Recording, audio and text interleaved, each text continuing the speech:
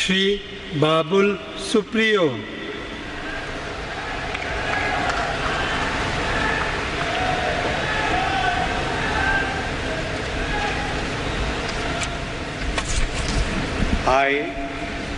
I, Babul Supriyo, do swear in the name of God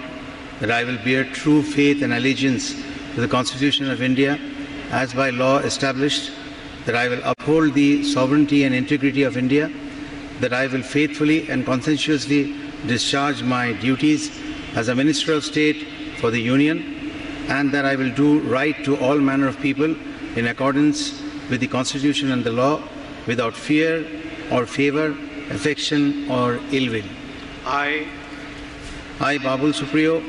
do swear in the name of God that I will not directly or indirectly communicate or reveal to any person or persons any matter which shall be brought under my consideration or shall be known to me as a Minister of State for the Union, except as may be required for the due discharge of my duties as such Minister of State.